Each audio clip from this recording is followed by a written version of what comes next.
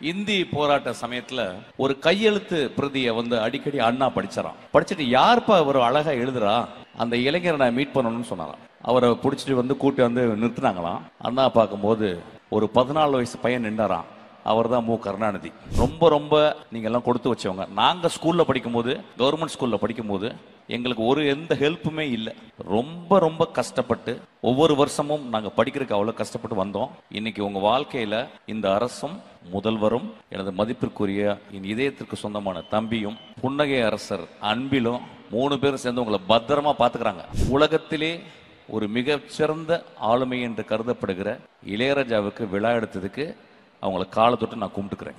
உலகத்துல எந்த அரசும் ஒரு இசைக்கலைஞனுக்கு எடுக்காத ஒரு விழாவை ஐயா முதல்வர் ஐயா எடுத்திருக்காரு. இதை விட சந்தோஷமான மாலை என்ன இருக்க முடியும்? என் அருமை தம்பி,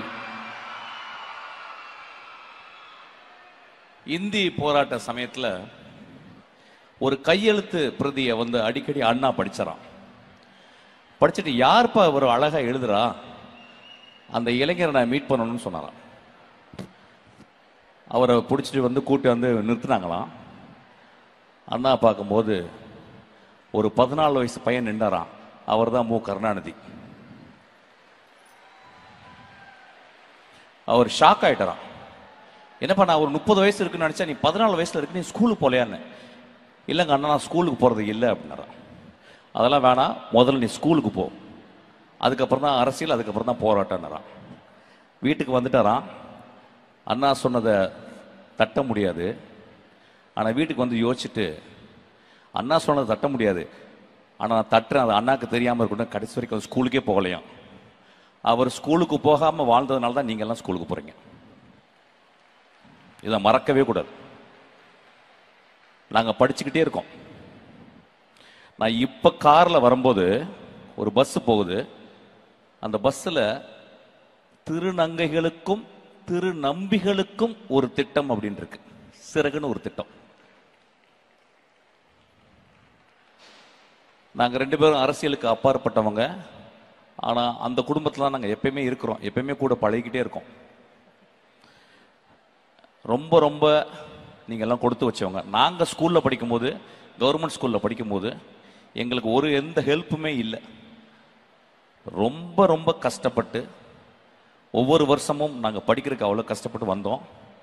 இன்னைக்கு உங்க வாழ்க்கையில இந்த அரசும் முதல்வரும் எனது மதிப்பிற்குரிய என் இதயத்திற்கு சொந்தமான தம்பியும் புன்னகை அரசர் அன்பிலும் 3 பேரும் சேர்ந்து உங்களை பத்திரமா பாத்துக்கிறாங்க.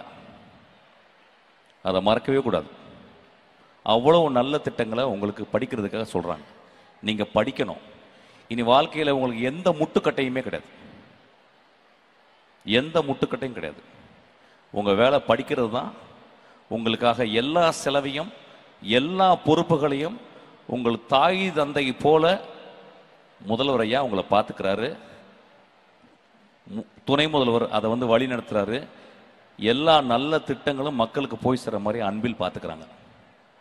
நான் அவங்க 3 பேருக்கும் பர்சனலாக நான் கடப்படுறேன். நான் இந்த விஷயத்துல இன்னொரு விஷயத்தை இங்க சொல்லணும். நான் சொல்றதுக்கு, உலகத்திலே ஒரு மிகச்சிறந்த ஆளுமை என்று கருதப்படுகிற இளையராஜாவுக்கு விழா எடுத்ததுக்கு அவங்களை காலை தொட்டு நான் கும்பிட்டுக்கிறேன்.